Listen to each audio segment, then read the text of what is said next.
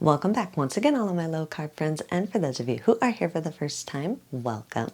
Today I have a super easy recipe for you that is going to help you probably daily. Today I am going to show you how to make super easy keto puree and keto jelly. These are the easiest recipes you will ever make. They are put together in less than 5 minutes and require no cooking at all. And if you want a printable version of these recipes, you can check out my website at janet'sdeliciouslowcarbkitchen.com. You can find a printable version of this recipe and other goodies there for you. And if you're new to the channel and you want to see lots of easy, delicious, low-carb keto recipes, make sure you click that subscribe button and click the notification bell that's right next to the subscribe button. That way you can be notified every time I put out videos every Wednesday and Saturday. And if you'd like to help support the channel, make sure you scroll down in the description of the video. You'll see some affiliate links. Anytime you purchase anything using those affiliate links, a small portion of your purchase will go to me and help support the channel. So while you do all that, let's get cooking.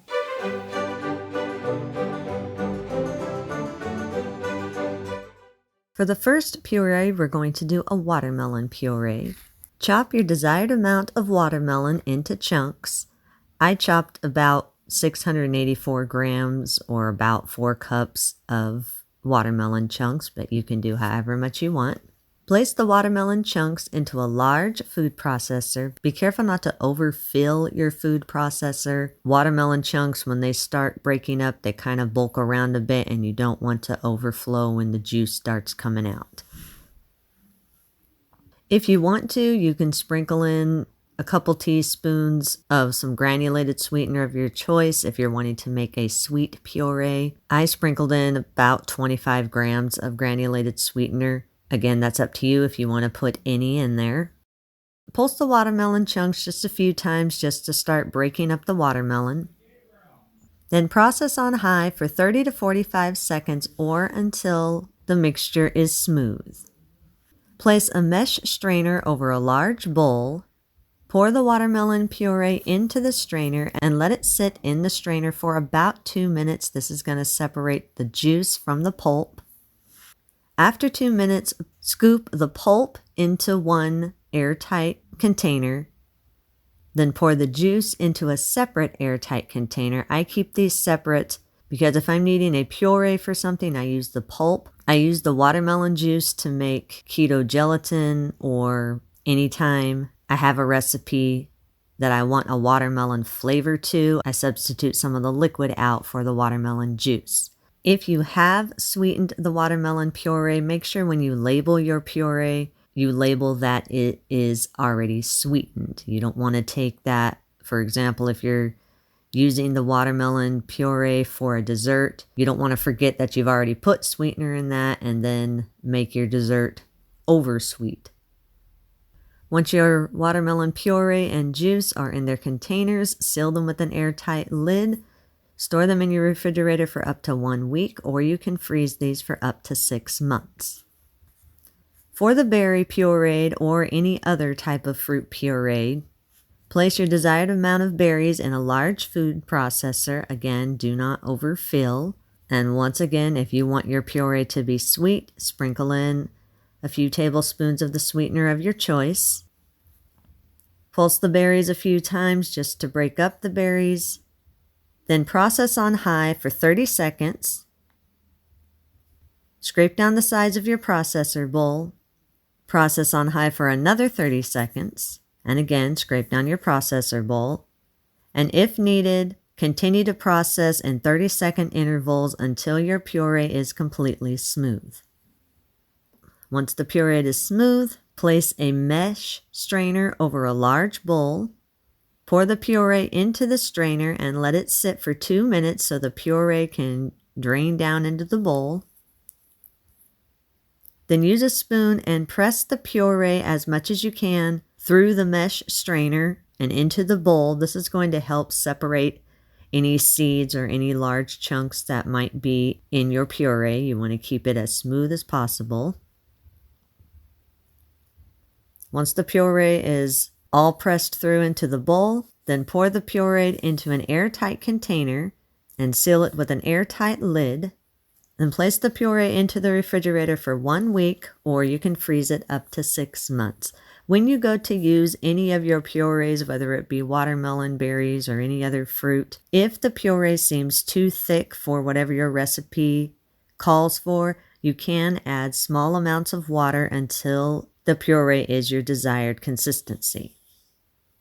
For the no-cook jelly, place a medium saucepan on your stovetop. Do not turn on the heat yet. Pour 30 milliliters or around 2 tablespoons of lemon juice into the saucepan. Sprinkle 6 grams or about 1 3/4 of a teaspoon of gelatin powder over the lemon juice until the gelatin powder is moist.